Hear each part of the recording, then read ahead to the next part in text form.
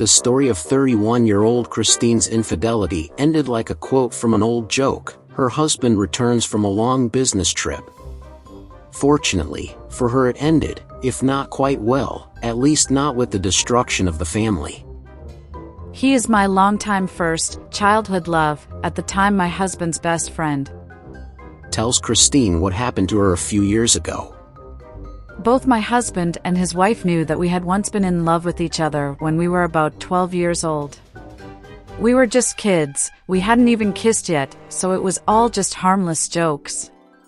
They came to visit us all the time, we had the same company. But people who were salacious in our company always said that between me and him a hidden storm of passion. Again, we joked about it.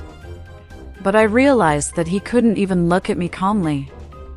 Christine says that she always thought that if her husband was her first man, both in terms of bed and life together, then they would live together happily ever after and without any cheating. However, it didn't work out. It happened that my husband went on a long business trip. We were hanging out. And at one moment he held out his hands and I got an electric shock. Then we were sneaking around the city at night and he came to see me in the evenings. Naturally, there was sex. Amazing. Crazy. Passionate. And everywhere I could. In a supermarket fitting booth, in an elevator, in a car on my lunch break, a blowjob in a cab. The most memorable incident was sex in a separate booth in a restaurant, which was separated from the rest of the room by a curtain, and where literally 6 feet away from us people were sitting and a waiter could come in at any moment. We didn't think about any relationship. We were like children living in the moment and enjoying each other. We met in secret, we were just lovers. However, sooner or later, everything comes to an end. And so it was with us. Everything was bright, like the light of a bursting star, but it went out as if someone had flipped a switch when we were burned. I forgot to delete my correspondence, and my husband came back and read everything. It was brutal. I thought he was going to kill me on the spot. Tells Christine. But we were able to talk and calm down. And it saved our marriage. Things are great between us now. I have a great husband who is a friend, girlfriend, and gossip in one person. I mean, when I did it, I didn't even think about it at first. I didn't even realize what was happening. My husband wasn't around, my mother lives in another city. I don't have any friends that I could trust.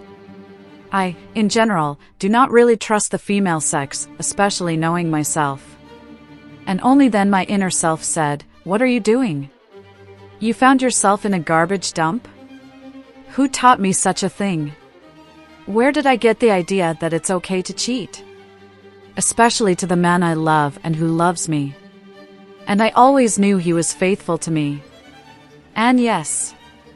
The ironic thing is that in the craziest moments of my affair, I continued to love my husband. And the feeling that I was hurting him often poisoned my enjoyment of the process. Now, as the years have passed and I have more or less normal brains in my head, I won't get to that point. You can't go down like that and lie down under every man you meet, even if you've known him for 100 years. There's one thing that's been bugging me. When I reconciled with my husband, I, explaining to him my motivations, said that for me it was just crazy sex, which means nothing to me. Then he asked me, "Honey, what if I had an affair just like that and fucked someone for a couple weeks, without any significance to me, of course? How would you feel about that?" I told him then that if I found out about it, it would probably break my heart and I probably wouldn't be able to go on living with it. "Well, you see," he replied. "And, how am I supposed to live with all this knowledge?" And I really didn't know what to say to him. My nerves were on edge myself, only now, talking to my husband, I began to realize what I had done and how much pain he must be feeling. And then I found nothing better than to suggest that he himself cheat on me with someone, that maybe then he would feel better and we could get over all this and move on. However, he looked me in the eye and said, Christine, I don't need any of this. I love you. And precisely because I love you, I won't do it. We've already made a mess of things. However, you're going to write me a paper in which you'll describe everything you had with my former best friend, and you'll write that because of everything you had, you'll give me the right to cheat on you. Well, I'll figure out whether or not to take it. He added with a chuckle. Fucking hookworm, I thought. Then I would have written him anything, even my own death sentence, as long as everything calmed down and went back to the way it was. In general, now we have, as I wrote above, everything is fine. I had to really exclude from our company his former best friend / my former lover with his wife, because to continue to communicate as if nothing had happened, it would be too much. By the way, they stayed together too. And I am truly happy for them. Oh, I almost forgot. When we happen, as in any couple, even the most loving, spats, my husband takes out of the safe my receipt and defiantly reread it. Often out loud. And I, giving credit to his sense of humor, begin to chill inwardly when I imagine what hell my life could turn into, if he takes my permission to even the score.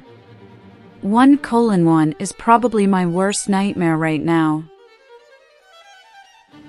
Thank you for listening to the happy ending to this story.